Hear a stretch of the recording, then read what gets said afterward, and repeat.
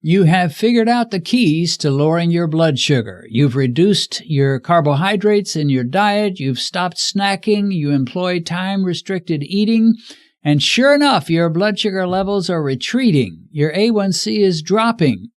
But what should your target be? Where do you want to stop? At what point do you say, I'm satisfied, my A1c is where I want it to be for the rest of my life? We'll discuss this on today's edition of Beat Diabetes.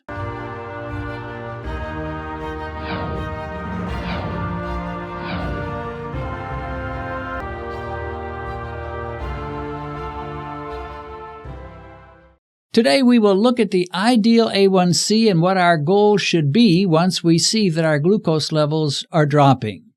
Now, this is not a simple issue. The ideal A1c differs widely depending on who you listen to. Many would say just listen to your doctor, or just listen to your diabetes educator, or listen to your nutritionist.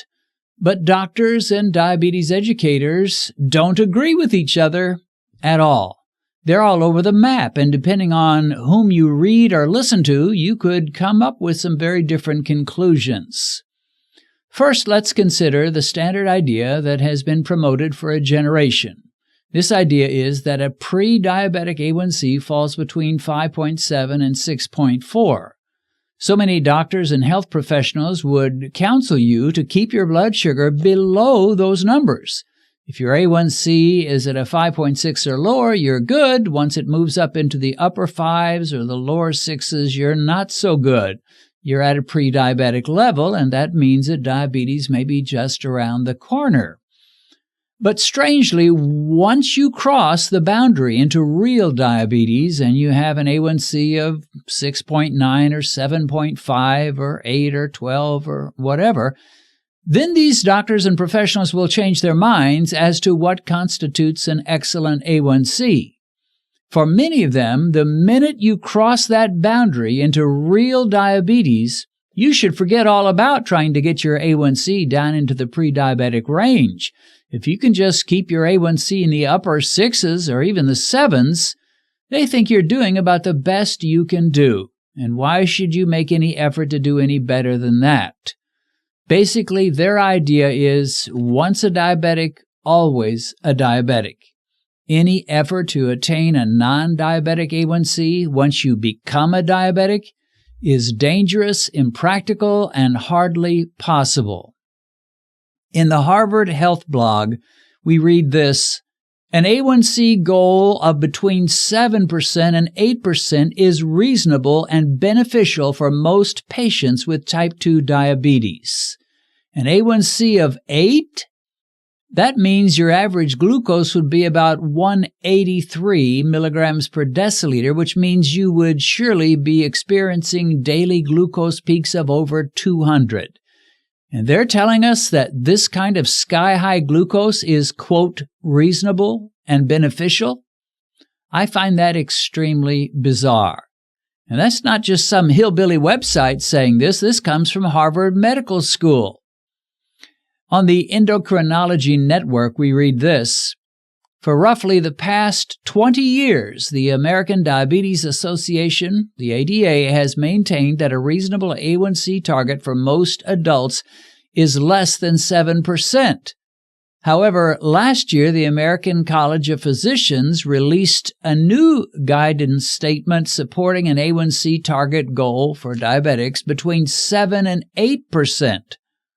Just 4 days later, the ADA and the Endocrine Society, the American Association of Clinical Endocrinologists, and the American Association of Diabetes Educators issued a joint statement strongly disagreeing with the ACP. So these other groups suggest that an ideal A1c target for a diabetic is somewhere under 7. In many cases, doctors feel that if you can at least hang out around the boundary of diabetes with an A1c of somewhere close to 6.5, you're doing very well. But not all doctors agree. Certainly, Dr. Richard Bernstein is a notable exception. Bernstein writes, an A1c of 6.5 corresponds to an average blood sugar of 160 milligrams per deciliter, which is double normal for an adult, twice as high as normal. They're going to suffer. They're going to develop neuropathies. They're going to develop blindness. And as to why doctors recommend high A1C targets, Bernstein says their thought is, I'm going to keep their blood sugar so high that death from a hypo is not a possibility. Bernstein feels that doctors are deathly afraid of being sued by the family if one of their diabetic patients dies from a hypo, so they simply refuse to encourage diabetics to aim for glucose levels close to a normal range, which in his mind is an A1C of around 4.5, and he himself has kept his own A1C at that number despite being a type 1 diabetic. He does this by eating very low-carb meals and injecting the precise amount of insulin necessary to cover that kind of a diet. At the age of 87, he's certainly an advertisement for his own method. Call him unorthodox if you will.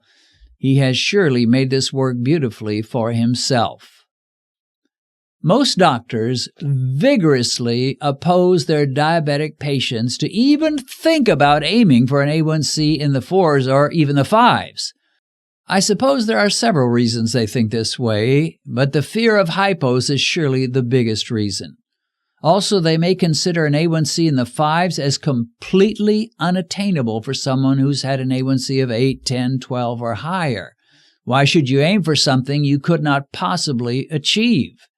And is a diabetic with an A1C in the low 5s any better off than a diabetic hovering around 6.5?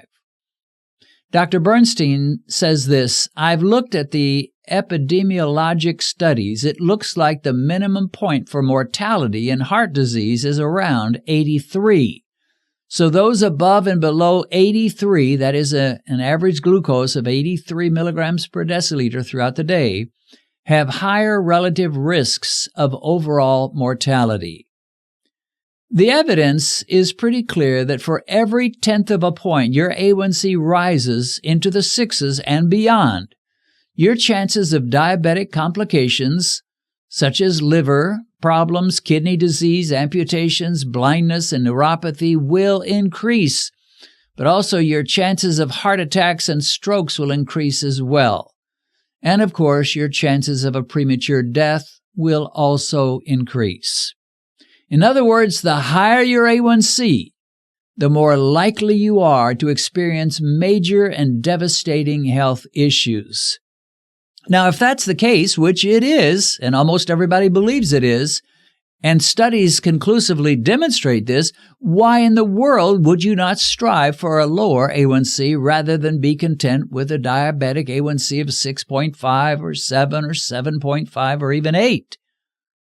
In fact, there was a debate among two doctors representing two different camps of endocrinologists a while back. One group favored aiming for an A1C between 7 and 8, and the other felt that endocrinologists should encourage their patients to aim for an A1C below 7. It is enlightening to hear the argument of the doctor named Dr. Wilt about why he felt an A1C of 7 to 8 should be the best place for diabetics. Dr. Wilt said this, "The evidence convincingly demonstrates that targeting an A1C with pharmacologic measures to get below 7% does not provide any clinical benefits, and instead may actually increase harm and costs."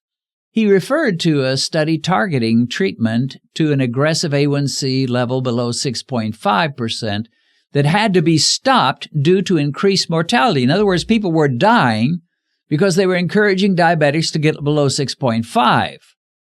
He declared that the lower target could greatly increase the treatment burden and costs for many patients.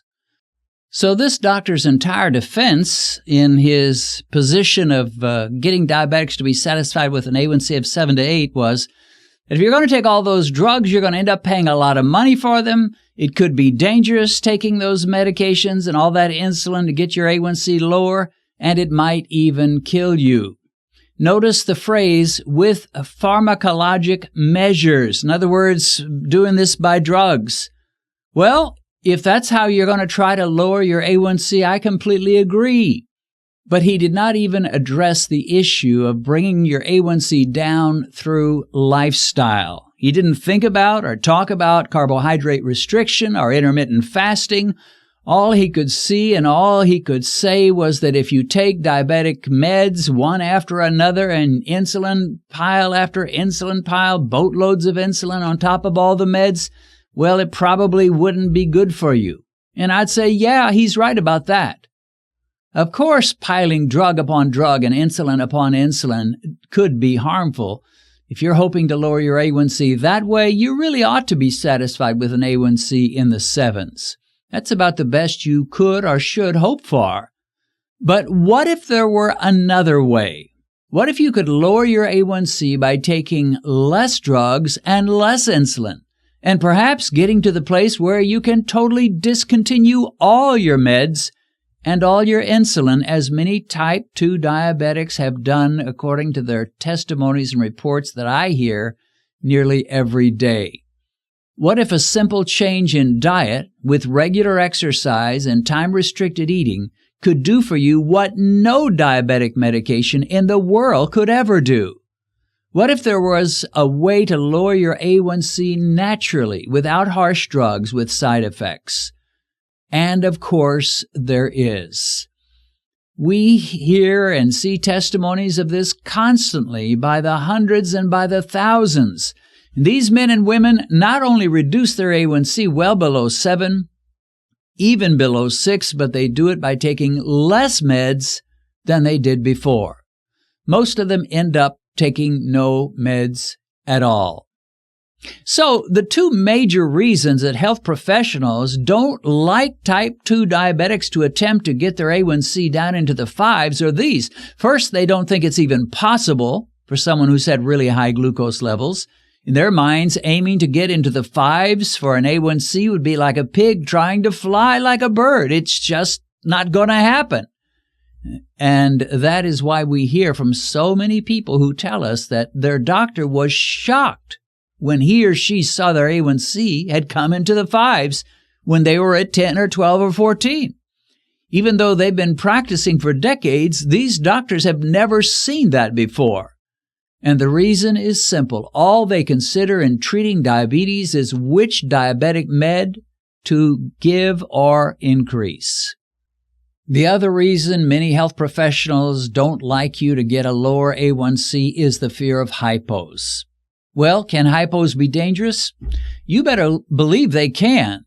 But hypos are mostly an issue with diabetics who are taking a lot of meds and or insulin.